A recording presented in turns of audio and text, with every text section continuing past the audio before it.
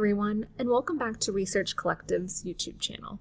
My name is Anastasia, and I'm going to talk to you about how you can learn to incorporate top-down and bottom-up perceptual processes into your injection device's design.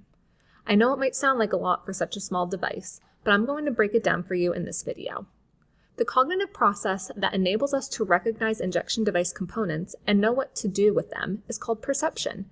To go one step further, there are two types of perceptual processing that help us to perceive in our environment, and both must be considered in design. They are top-down and bottom-up processing. Top-down processing is driven by our experiences or prior knowledge. For example, if I tell you to look for an orange in this kitchen, you will already know to look for a round orange in color, tennis ball-sized fruit on a table or countertop, as opposed to on the floor or hanging from the ceiling.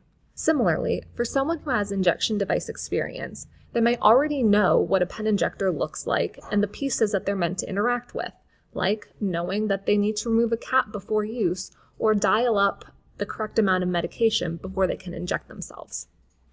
As for bottom-up processing, these are cues from our environment that are saliency-driven. In other words, cues from our environment that stand out against their background because they're hard to ignore. This is like a loud noise or an object that is brightly colored compared to a more muted color. As for an injection device, a brightly colored cap or dosage dial that the user must interact with should stand out in order to indicate there's a purpose to them. This can be done through a larger size, a bright color, or hard-to-miss labeling. Now, how does this apply to injection devices, you might ask? For users that know how to inject themselves, they come into the injection process with background knowledge, that top-down experience, and they have certain expectancies. Let's take a pen injector needle cap, for example. Patients that have used this device before will use top-down processing when they remove the outer needle cap and know there is still another smaller inner needle cap to remove.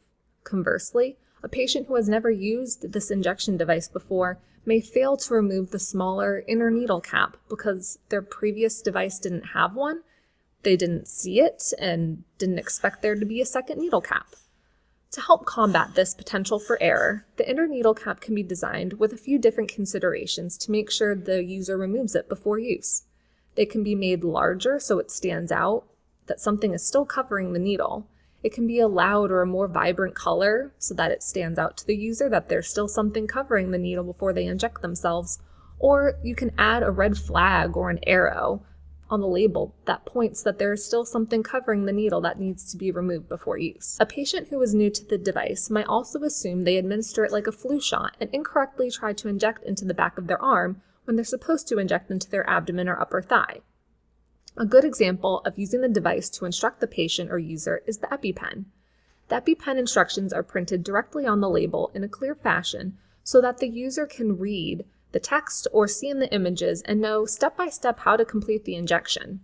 Though not all injection devices are used in emergency situations, putting the instructions right into the hand of the user is never a bad thing. These are just a few design tips. For more information about how this can be applied to your packaging and instructions for use, please visit the Research Collective blog page to learn more about this topic and others just like it.